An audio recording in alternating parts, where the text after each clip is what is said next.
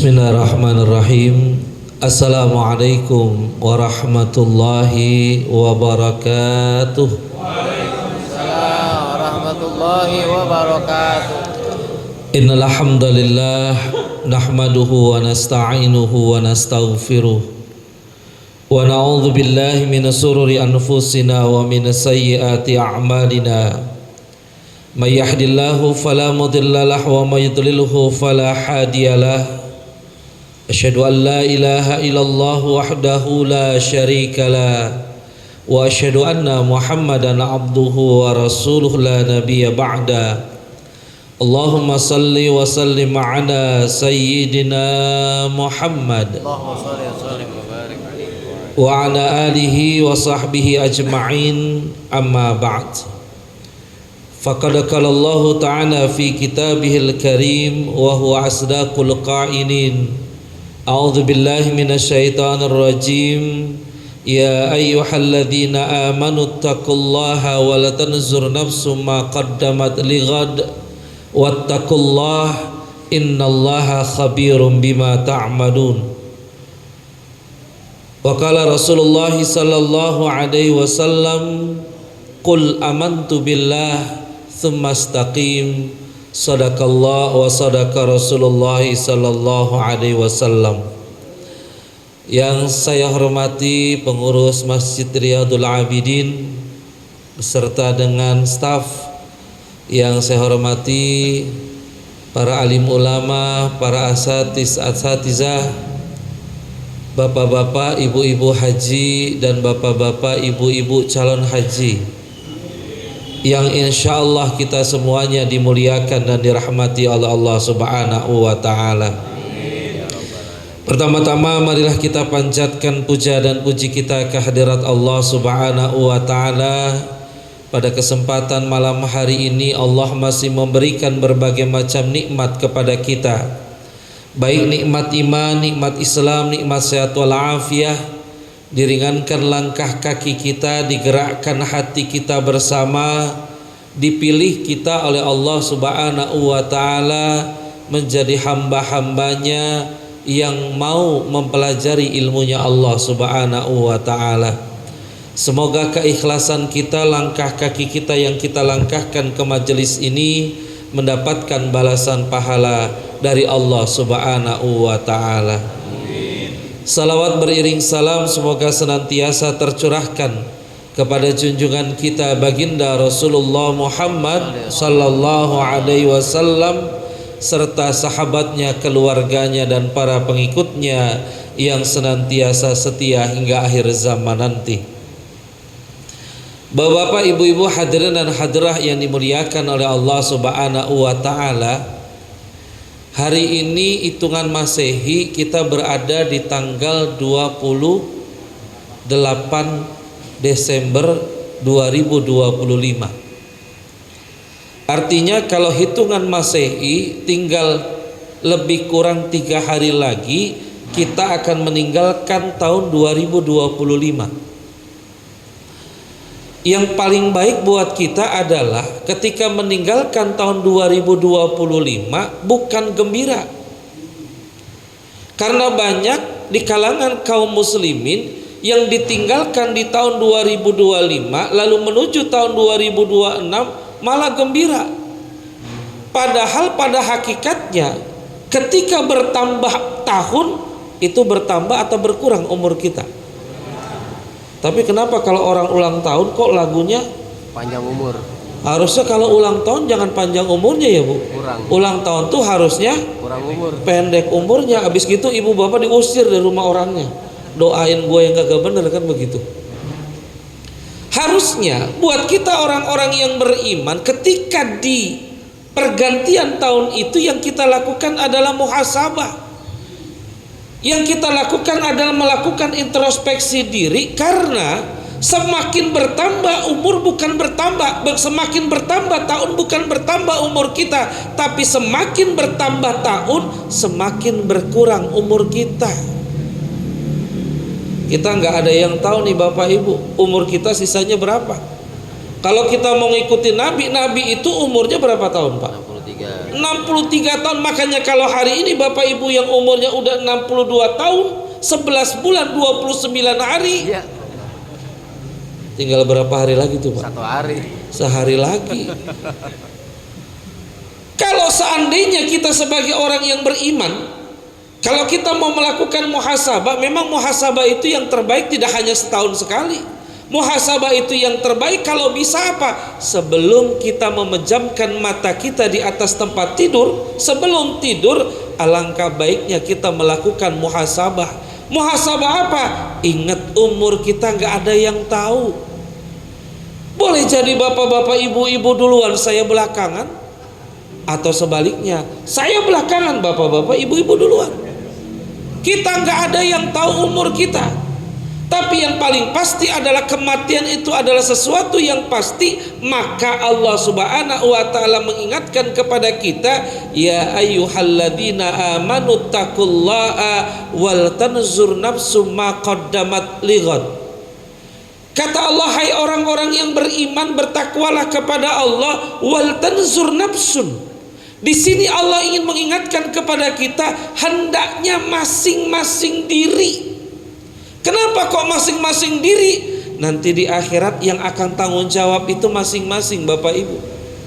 Nanti di akhirat anak akan meninggalkan orang tuanya, orang tua akan meninggalkan anaknya, suami akan meninggalkan istrinya. Masing-masing diri nanti akan bertanggung jawab di hadapan Allah subhanahu wa ta'ala. Maka Allah ingatkan, wal tanzur nafsu ma qaddamat lighad. Hendaknya masing-masing diri, kata Allah, mempersiapkan bekal apa yang akan dibawa untuk hari esok. Kalau seandainya kita mati tiba-tiba misalnya Bapak Ibu, makanya kalau orang mau tidur itu doanya apa? Allahumma barik lana. Mau tidur, bismika Allahumma ahya wa bismika amut. Ketika kita mau tidur, kita berdoa kepada Allah dengan nama Allah. Aku hidup, dengan nama Allah aku mati. Artinya apa? Orang ketika tidur itu dia sedang mati. Maka ketika bangun tidur, lihat doanya, alhamdulillahilladzi ahyana ba'dama amatana wa ilaihin nusur. Kita bersyukur kepada Allah yang telah menghidupkan kita ba'dama amatana, setelah mematikan kita. Tapi ingat, ada orang yang ditidurkan sama Allah di malam hari, lalu besoknya sudah nggak bangun lagi. Maka Allah ingatkan, wal tanzur nafsum ma qaddamat lighad. Hendaklah masing-masing diri mempersiapkan bekal apa yang sudah kita persiapkan untuk hari esok. Apa itu hari esok? Hari akhirat. Udah banyak bekal belum Bu? Bu? Belum. Udah siap mati belum? Berani mati Bu? Bapak-bapak berani apa takut mati? Orang berani mati, orang takut mati, mati juga Bapak Ibu. Kalau dia menyatakan saya berani mati, saya takut mati, tetap mati. Orang berani, orang takut tetap mati. Cuma yang jadi masalah adalah kita matinya dalam keadaan yang bagaimana dulu nih? Dalam keadaan su'ul khotimah atau dalam keadaan husnul khotimah?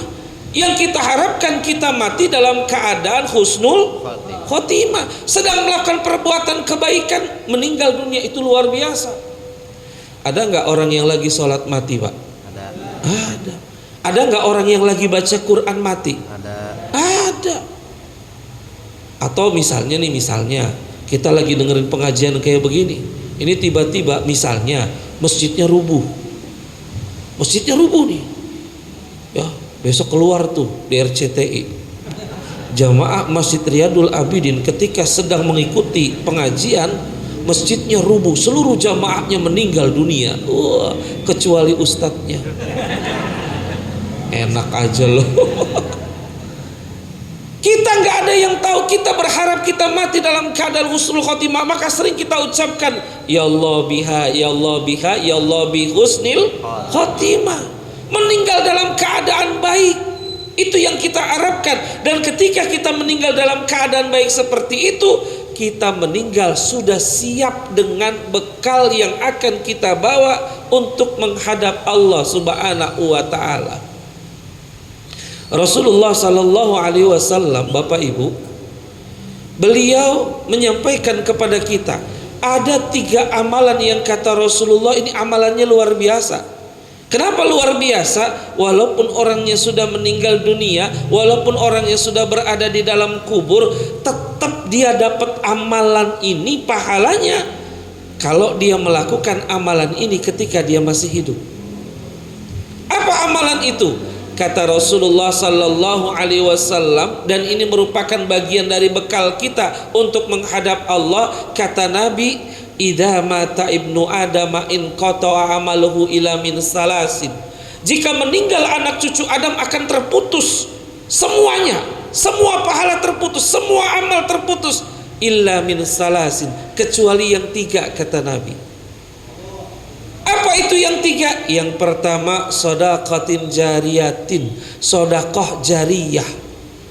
Uang yang kita keluarkan di jalan Allah, uang yang kita pergunakan untuk pembangunan masjid, uang yang kita pergunakan untuk pembangunan pesantren, itu akan jadi jariah kita. Sekalipun kita sudah berada di alam kubur, tetap pahalanya akan terus mengalir buat kita, Bapak Ibu. Makanya saya paling senang tuh kalau lihat orang berinfak itu, Bapak Ibu, orang sedekah itu saya paling senang kalau lihatnya di bulan Ramadan. Kenapa? Orang kalau di bulan Ramadan semangat berinfaknya luar biasa. Biasanya bapak-bapak, ibu-ibu, remaja putra, remaja putri, bahkan anak-anak putra, anak-anak putri, kalau mau melaksanakan sholat tarawih ke masjid, minimal udah ada uang di kantong. Ada yang bawa 50.000, ada yang bawa 100.000, ada yang bawa 10.000, ada yang bawa 5.000. Tujuannya buat apa? Nanti pas tarawih itu kan kotak amal suka lewat tuh. Makanya saya paling seneng lihat kotak amal di bulan puasa, Pak Bu. Kenapa? Di bulan puasa tuh kotak amal jalannya pelan-pelan. Lewat 1 orang berhenti masukin 10.000, lewat lagi 2 orang berhenti masukin 50.000, lewat lagi 3 orang berhenti masukin 5.000. Di bulan Ramadan kotak amal jalannya pelan-pelan. Tapi coba lihat di luar bulan Ramadan, itu yang namanya kotak amal jalannya lancar. Dari pojok ke pojok nggak berhenti, set. Sekali berhenti di pojokan klotak cepet. Dibuka sama pengurus masjid, lah hitam, dicium bekas kerokan, Pak. Bersedekah. Kenapa bersedekah? Nabi Shallallahu Alaihi Wasallam menyatakan sedekah itu tidak mengurangi harta. Bahkan kata Nabi sampai Nabi mengucapkan 3 kali, bal yasdad, kata Rasulullah, bertambah. Tapi kadang-kadang kita kalau mau sedekah itu suka mikir, Pak Bu. Padahal Bapak Ibu, kalau seandainya Bapak Ibu kita semua tahu, lihat tuh Allah katakan di dalam surat Al-Munafikun ayat ke-9. Ketika orang mau dicabut nyawanya sama Allah, permintaan terakhir dia apa? Di situ Allah katakan, wa anfiqu mimma razaqnakum min qabli ayyatiya ahadakumul maut fayaqula rabbi laula akhartani ila ajalin qarib fa asaddaqa wa akum minas shalihin. Allah katakan, dan nafkahkan, infakkan sebagian harta yang telah kami berikan kepada kamu sebelum datang kematianmu. Ketika datang kematian itu, ketika dia sedang menghadapi sakaratul maut, dia katakan kepada Allah, faqala rabbi laula akhartani ila ajalin qarib. Ya Allah, tolong tunda sebentar saja kematianku. Kenapa dia minta ditunda? Apa dia mau sholat? Enggak. Apakah dia mau baca Quran? Enggak. Apakah dia mau berangkat haji? Enggak. Dia bilang apa? Fa asaddaqo, saya mau sedekah ya Allah. Wa akum minas shalihin, mudah-mudahan dengan bersedekah itu aku termasuk golongan orang-orang yang soleh. Bapak Ibu, orang mau meninggal saja, mau dicabut nyawanya saja, minta ditunda gara-gara pengen sedekah. Tuh. Maka kalau kita mau bersedekah di jalan Allah, sedekah. Jangan pernah pelit, Pak, buat diri kita, buat di akhirat. Jangan pernah pelit. Orang pelit itu tidak juga disukai sama orang pelit. Beneran, Pak, Bu? Orang pelit tidak juga disukai sama orang pelit. Misalnya nih ada orang, dia pelit, temennya pelit, lalu dia bilang, ih dia mah pelit banget, padahal dia juga pelit. Orang kalau seandainya dia mau bersedekah di jalan Allah, itu luar biasa Bapak Ibu pahalanya. Bahkan orang-orang yang berada di dalam kubur, menurut Imam Sudais, beliau katakan apa? Orang-orang yang berada di dalam kubur, mereka ingin kembali lagi ke dunia, cuma mau apa? Cuma mau sedekah Bapak Ibu. Bapak Ibu pernah dengar cerita kisahnya sahabat Nabi yang namanya Sauban.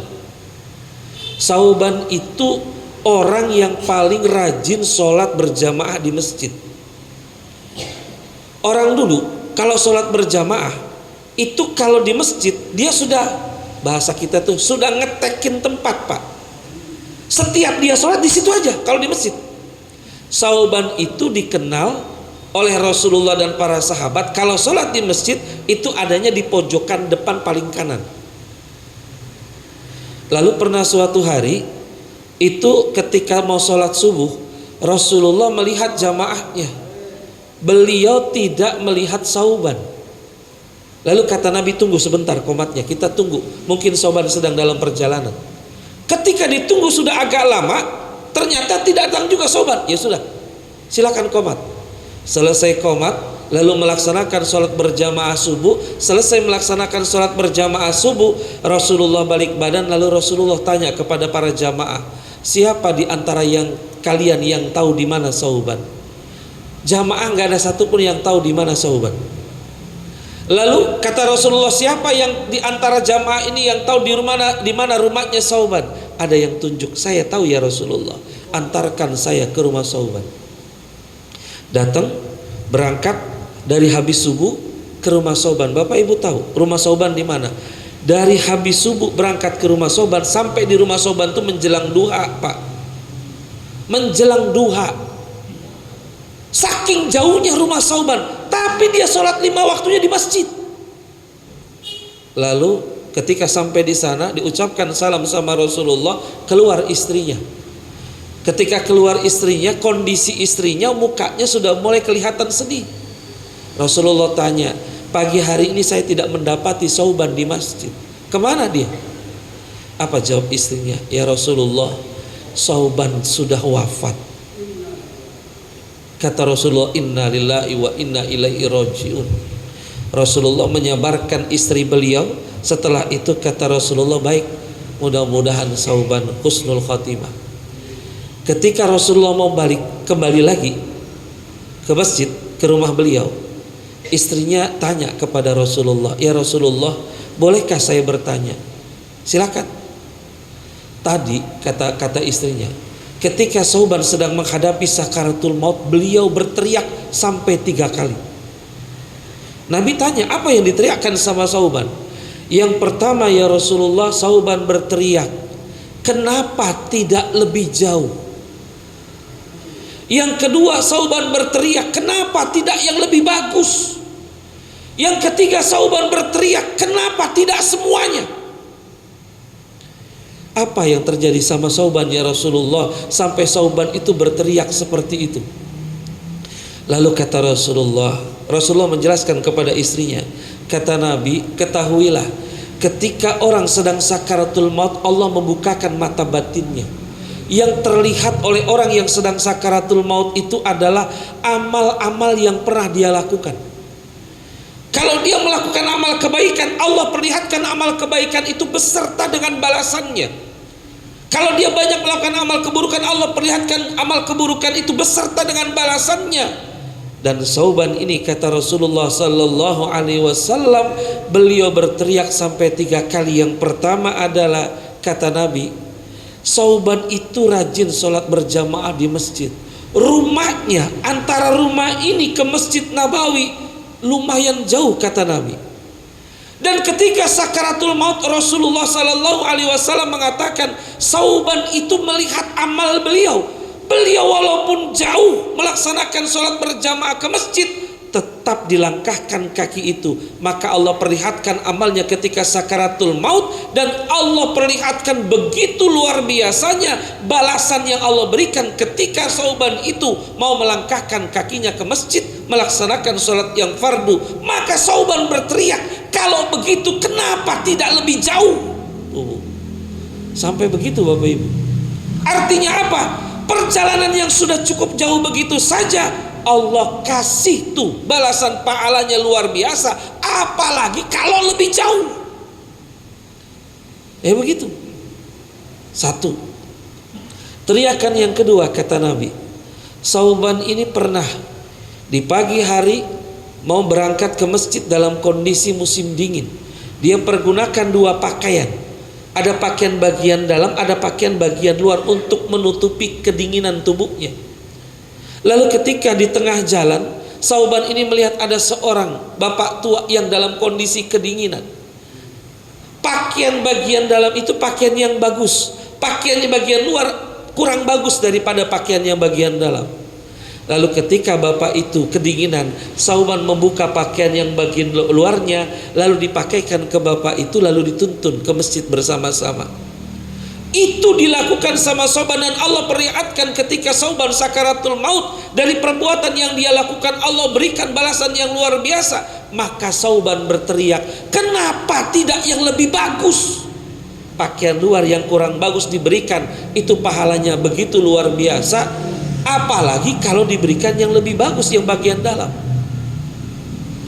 Lalu yang ketiga, kata Rasulullah sallallahu alaihi wasallam, Sauban ini pernah sepulang dari melaksanakan sholat subuh sarapan, disiapkan roti sama istrinya, disiapkan susu segelas.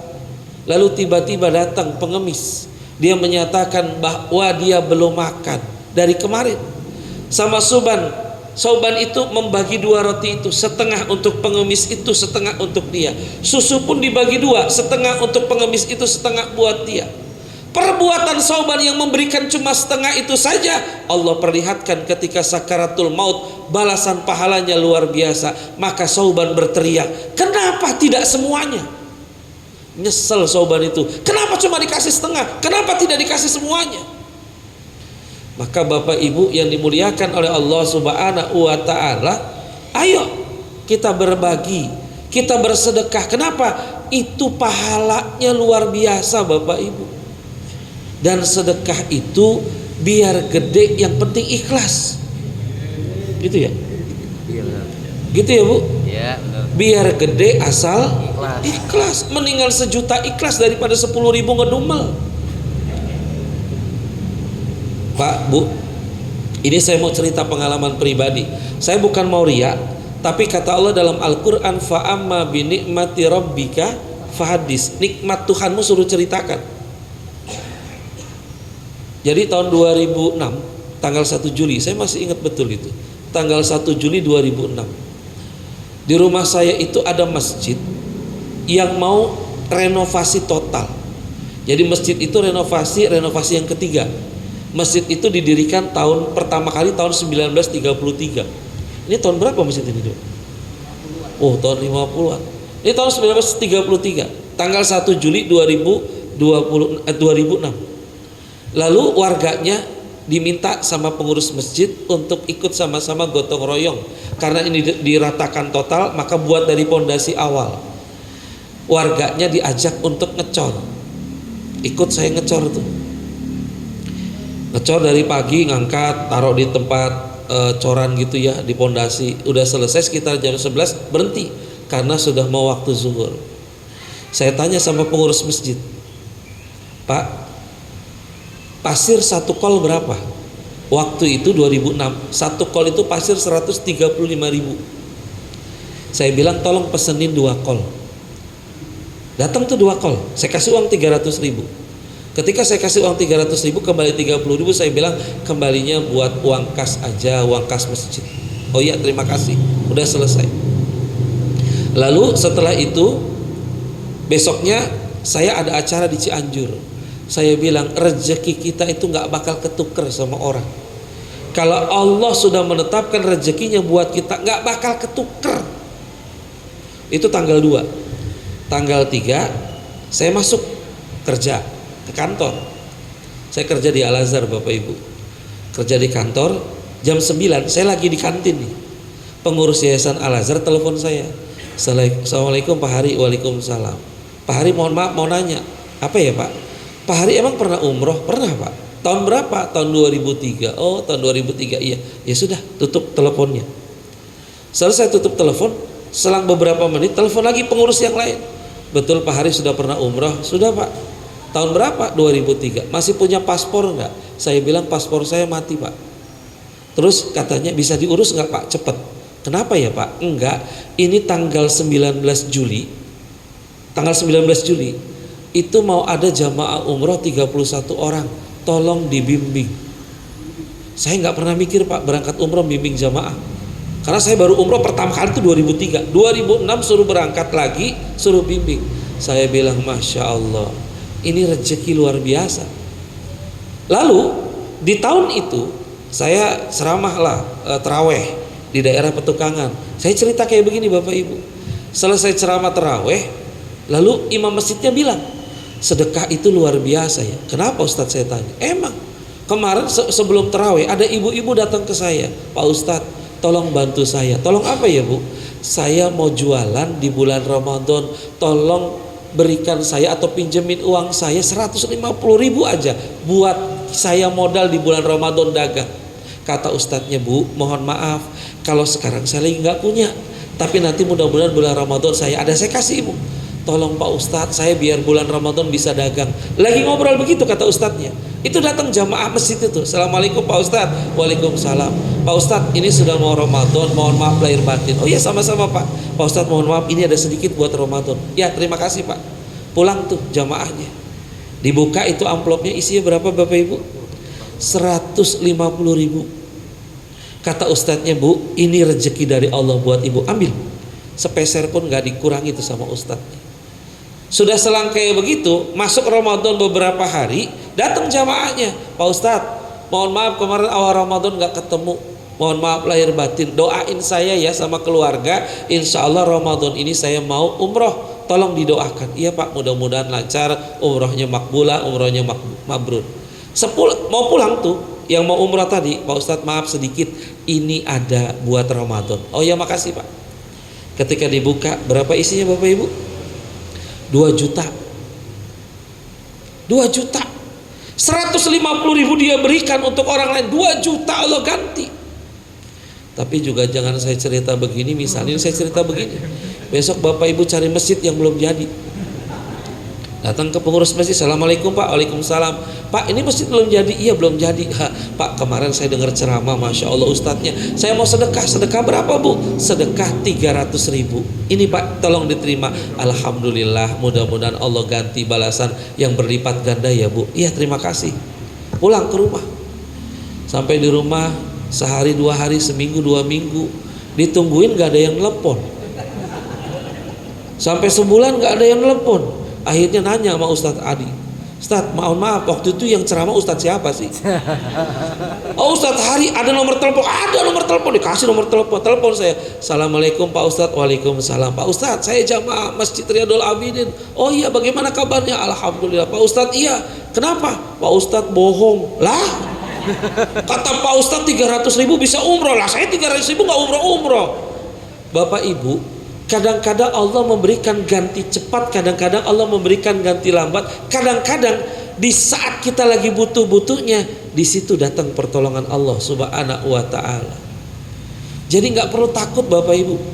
Saya waktu lagi tugas di lembaga amil zakat di Al Azhar, Bapak Ibu tahu, ada bapak-bapak usia 78 tahun, sampai dari pertama dia sedekah sampai dengan dia akhir meninggal dunia, berapa dia keluarkan untuk sedekah itu?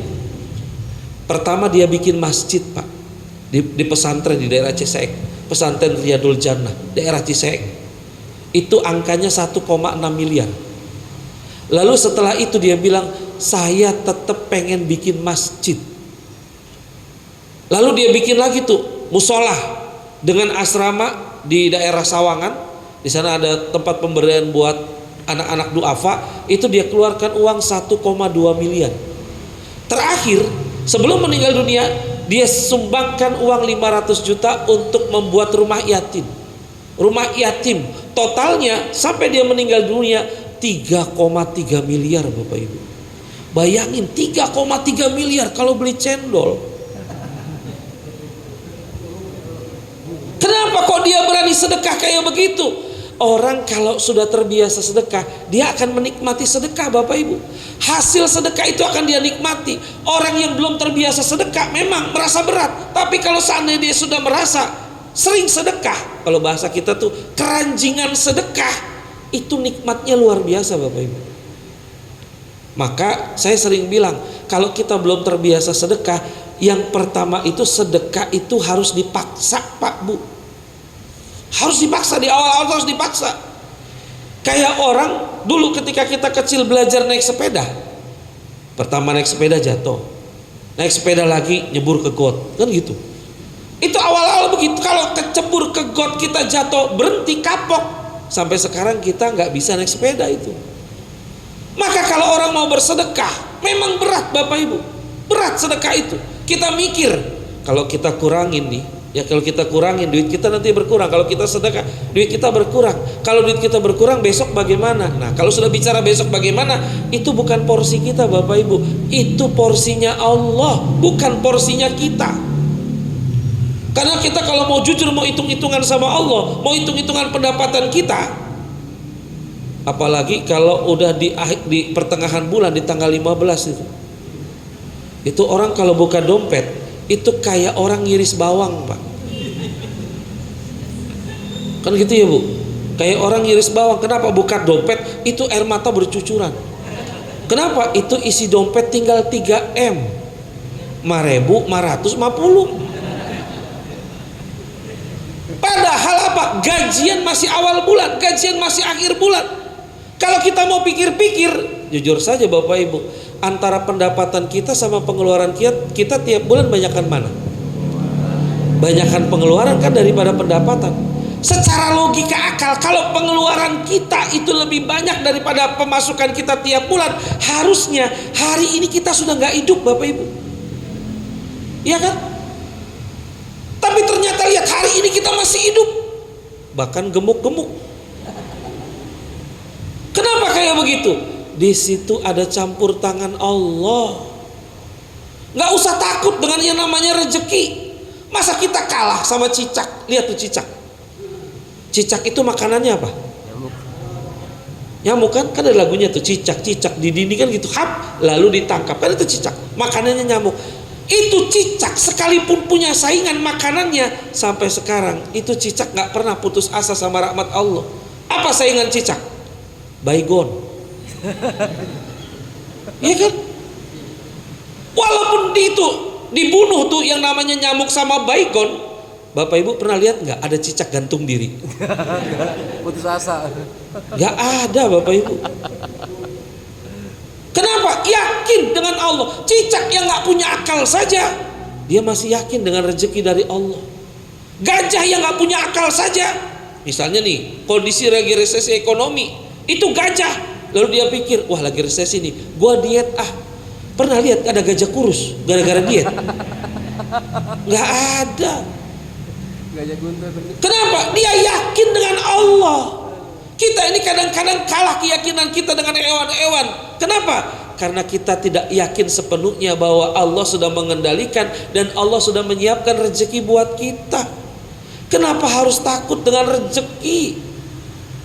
Tuh, sama dengan orang ketika mau bersedekah, mikir. Maka sedekah itu rumusnya adalah lakukan saja, nggak usah dipikirin, Bapak Ibu. Orang kalau mau sedekah mikir, ujung-ujungnya nggak jadi. Benar. Misalnya nih, ada ibu-ibu punya niat, saya kalau punya uang 1 juta mas saya mau sedekah ah. Itu niatnya gitu. Dikasih sama Allah uang 1 juta. Dia mau sedekah, niatnya kalau punya 1 juta dia mau sedekah 100.000. Dikasih sama Allah. Ketika uang sudah dipegang dia mikir, 1 juta kurang 100.000 tinggal 900.000. Padahal cicilan baju pengajian belum dibayar, belum cicilan panci, belum ini belum itu. Ah nanti aja ah, saya kalau punya duit lagi baru mau sedekah. Tuh orang kalau sedekah mikir ujung-ujungnya nggak jadi.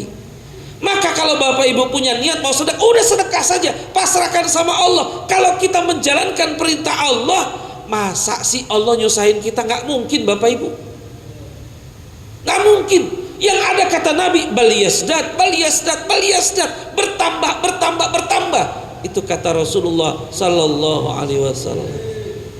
Jadi satu itu.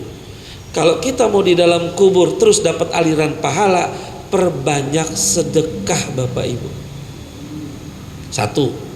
Yang kedua, kata Nabi sallallahu alaihi wasallam, au ilmin yuntafa'u bihi. Ilmu yang bermanfaat yang diamalkan. Kita punya ilmu, lalu ilmu kita dimanfaatkan untuk kebaikan, maka itu bermanfaat untuk orang dan kita akan terus dapat aliran pahala walaupun kita sudah berada di alam kubur. Contohnya apa? Misal ada orang nggak bisa ngaji, lalu kita ajarin dia ngaji. Ah, saya malu Pak, udah tua, ngaji apa? Saya ngaji alif-alifan, malu. Jangan ngaji alif-alifan, ngaji alif beneran. Saya malu Pak. Gak usah malu. Kita ngajarin orang yang tadinya dia gak bisa alif lempeng bak bengkok, dia gak tahu. Maka ketika kita ajarkan dia bisa baca Quran, setiap dia baca Quran, setiap itu pula kita akan dapat aliran pahala dari Allah. Walaupun kita sudah berada di dalam kubur. Makanya zaman dulu tuh Masya Allah, suasana keberagamaan itu luar biasa.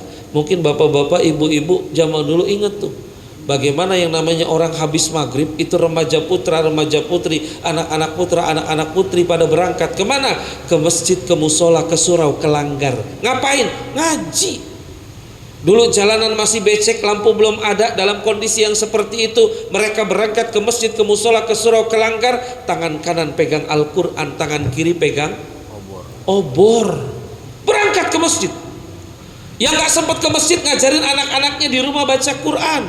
Dulu belum ada yang namanya metode Iqra. Dulu kalau ngaji kan masih pakai juz amma ya Pak. Masih dieja kan. Kedengeran rumah sebelah sana ada ibu-ibu yang ngajarin anaknya, nah ikutin ibu ya, iya ya. Kedengeran tuh mim patama tapatata lam do malu matalu. Dulu begitu. Taruh sebelah sana ada lagi jim kasroji dal patah dal tak mati lam do malu jidat lu. Dulu begitu Pak habis maghrib. Bahkan habis maghrib dulu nenek-nenek itu banyak yang ngapalin sifat 20. Iya. Rumah sebelah sana ada nenek-nenek ngapalin sifat 20. Wujud kidamba ko mukhal. Batuk tuh nenek. Dulu begitu orang habis maghrib. Coba sekarang habis maghrib, masihkah terdengar lantunan ayat suci Al-Quran hampir setiap rumah di lingkungan masyarakat kita? Orang sekarang habis maghrib main gede-gedean tip, main gede-gedean radio. Rumah sebelah sana lagunya Samina Mina waka waka Tuh. Sekarang begitu, prihatin Pak. Bahkan kalau mau jujur Bapak Ibu, anak sekarang lebih seneng nyanyi apa lebih seneng ngaji? Nyanyi. Nanti kalau Bapak Ibu meninggal dunia mau dinyanyiin apa mau di ngaji? Ada anak gak bisa ngaji, ibunya lagi sakaratul maut, dia bingung, tapi dia ingin berbakti buat yang terakhir kali. Akhirnya apa?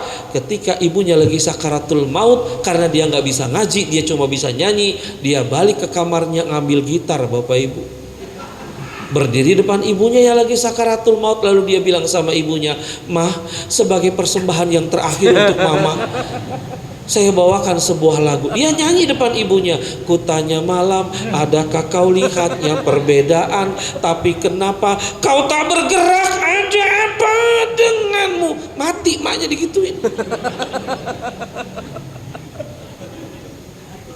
Benar Pak. Dan Bapak Ibu, saya pernah takziah ke rumah tetangga saya. Ya Allah, ternyata bukan cerita, beneran kejadian Pak. Karena mungkin anaknya itu nggak bisa ngaji, nggak bisa baca Yasin. Ketika saya datang ke sana lagi takziah, di dekat jenazah ibunya disetelin MP3 Pak. Handphone ditaruh nih, dicari YouTube surat Yasin, tuh ditaruh di samping ibunya. Ada akal. Sampai begitu Pak, nggak bisa ngaji. Maka kalau seandainya orang punya ilmu, lalu dia mengajarkan kepada orang lain dan ilmunya itu bermanfaat, sekalipun dia sudah berada di dalam kubur, dia akan tetap dapat aliran pahala dari Allah Subhanahu wa taala. Itu yang kedua. Isa jam berapa ini? 27, 19. 5 menit ya. Lalu yang terakhir Bapak Ibu, yang ketiga, kata Rasulullah sallallahu alaihi wasallam adalah awaladin sholihin yad'ulah, anak yang soleh yang mendoakan orang tuanya. Anak yang soleh yang mendoakan orang tuanya. Ingat, kalau bicara anak yang soleh, jangan terpikir sama kita bahwa anak yang soleh itu adalah anak yang usianya antara 2 tahun, 1 tahun, 2 tahun sampai 10 tahun. Bukan. Kita semua yang hadir di sini adalah anak dari orang tua kita. Maka orang tua kita apabila dia sudah tidak ada lagi di dunia ini, mereka sedang menanti doa dari anak-anaknya Bapak Ibu. Jadi jangan pernah melupakan doa untuk orang tua. Minimal selepas kita melaksanakan sholat, kita tengadahkan tangan, lalu minimal kita berdoa, Rabbighfirli wali walidayya warhamhuma kama rabbayani shaghira. Atau kita berdoa, Allahumma fir lahum warhamhum wa'afihim wa'fu anhum. Kita doakan orang-orang yang lain juga kita doakan. Tapi yang paling penting, kenapa kok di sini Nabi menyatakan awaladin sholihin yad'ulah, anak yang soleh yang mendoakan orang tua? Karena yang kemungkinan masih ingat dengan orang tua itu anak. Sekalipun orang tua punya teman, sekalipun orang tua punya tetangga, dia mungkin masih ingat sama yang meninggal paling sebulan, 2 bulan, 3 bulan, 4 bulan. Habis kayak begitu, lupa Pak orang. Yang akan terus ingat sama orang tuanya siapa? Anaknya. Maka kata Nabi, awaladin sholihin yad'ulah, anak yang soleh yang mendoakan orang tua. Dan sekarang ini mendidik anak menjadi anak yang soleh tidak gampang Bapak Ibu. Godaannya, tantangannya luar biasa. Dan nangis kalau seandainya nanti ada orang tua yang ketika meninggalkan dunia ini tidak punya anak-anak yang soleh, nggak ngerti bagaimana caranya menghadapi ibu yang lagi sakaratul maut. Jangan sampai nanti ada kejadian ibunya lagi sakaratul maut, anaknya bingung, ini harus bagaimana. Akhirnya dia bilang apa? Udah panggil Pak Ustadz, panggil Pak Ustadz. Datang ke rumah Ustadznya, Assalamualaikum Pak Ustadz. Waalaikumsalam Pak Ustadz, tolong saya Pak Ustadz. Tolong apa? Ibu saya lagi sakaratul maut Pak Ustadz. Lagi sakaratul maut? Iya. Di mana? Di rumah Pak Ustadz. Datang cepet-cepet itu Ustadznya sama anaknya masuk ke kamar ibunya. Betul, ibunya lagi sakaratul maut. Sama Ustadznya dibimbing, La ilaha illallah, La ilaha illallah. 5 menit Ustadznya bimbing, pas nengok ke belakang itu Ustadznya, anaknya lagi nggak ada Pak Bu. Di mana tuh anaknya? Lagi di taman. Ngapain? Main gitar. Karena nggak ngerti nih orang tuanya lagi sakaratul maut.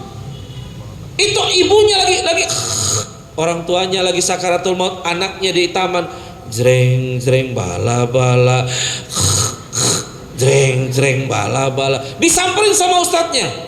Kata ustadznya, kamu ini anak durhaka. Kenapa Pak Ustadz? Ibu kamu lagi sakaratul maut, bukannya kamu deketin, bukannya kamu temenin, kamu asik-asik main di gitar di sini. Kamu anak durhaka. Dia bilang apa? Saya bukan anak durhaka Pak Ustadz. Kalau kamu bukan anak durhaka, harusnya kamu temenin ibu kamu yang lagi sakaratul.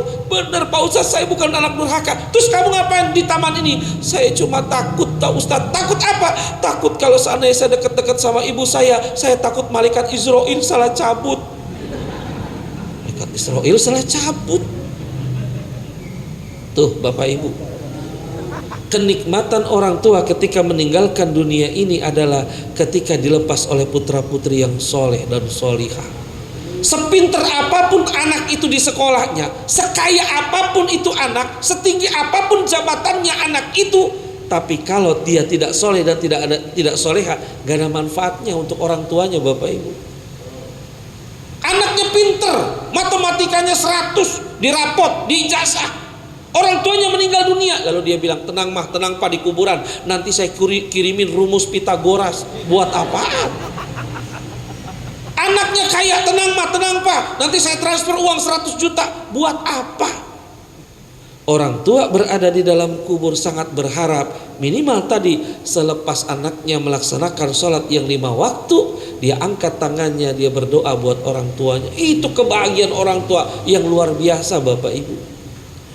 Maka oleh karena itu Bapak Ibu yang dimuliakan oleh Allah Subhanahu wa taala, ayo persiapkan diri kita untuk punya anak-anak yang soleh dan solihah. Karena itu satu-satunya harapan kita ketika kita sudah berada di dalam kubur. Tersenyum kita Bapak Ibu meninggalkan dunia ini ketika kita meninggalkan putra-putri yang soleh dan solihah. Dan juga tadi saya katakan catatannya, ingat, kita semua adalah anak dari orang tua kita. Jangan pernah lupa mendoakan orang tua kita. Kalau kita punya rezeki, sedekahlah untuk atas nama orang tua kita, karena itu bermanfaat buat orang tua kita.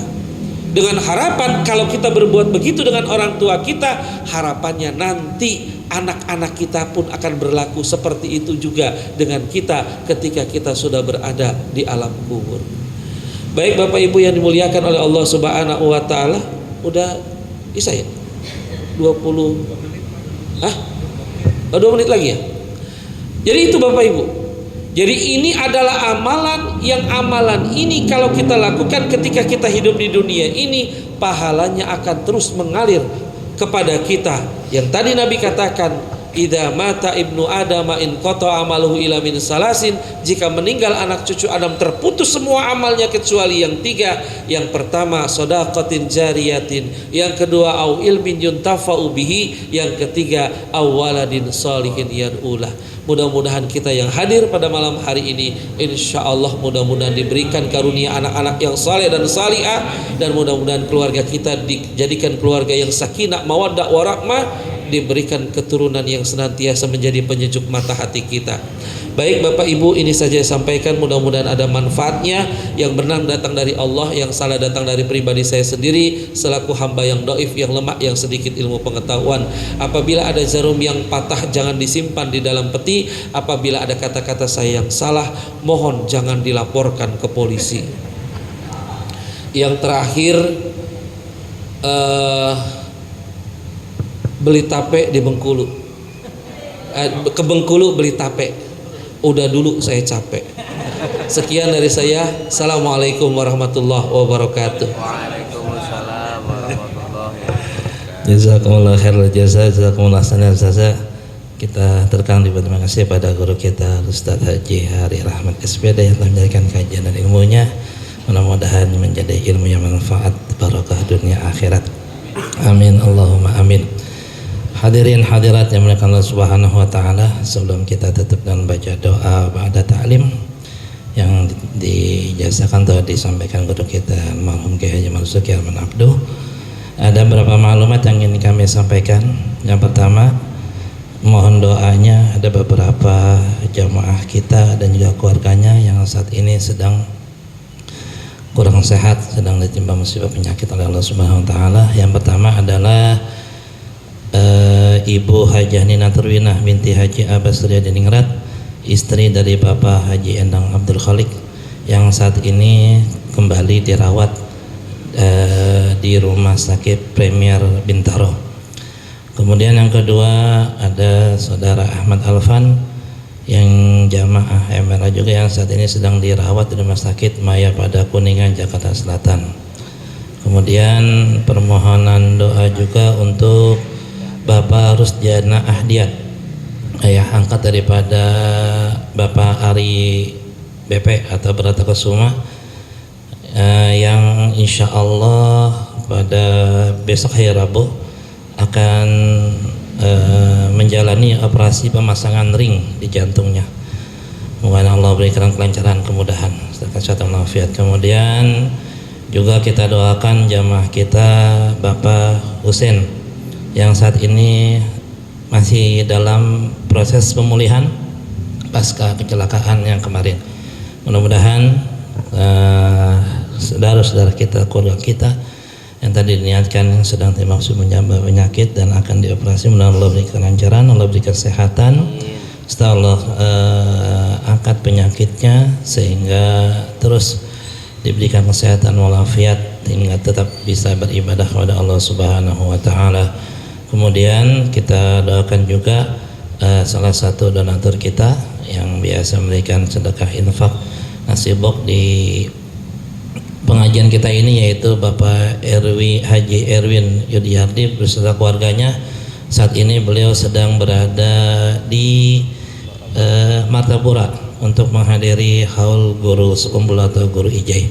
Mudah-mudahan Allah keselamatan, Allah beri pelihara, Allah jaga, dan kembali ke keluarganya dalam keadaan sehat walafiat. Dan terakhir kita doakan untuk orang tua dari Bapak Ali BP, yaitu almarhum Bapak Kusuma Hardi Wijaya dan ibunda almarhumah Ibu Nurleli Kusuma. Mudah-mudahan almarhum dan almarhumah semuanya kuburnya pada malam hari ini senantiasa diberikan rahmat dan maghfirah oleh Allah Subhanahu wa taala, dan qabullahu dan min ridha jannah. Ala hadhihi niyyah wa ala kullatin salihah wa ila hadratin Nabil Mustafa Muhammadin sallallahu alaihi wasallam wa alihi wa ashabil kiram. Aman wa inna min syairil lahumul Fatihah. A'udzu billahi minasy syaithanir rajim.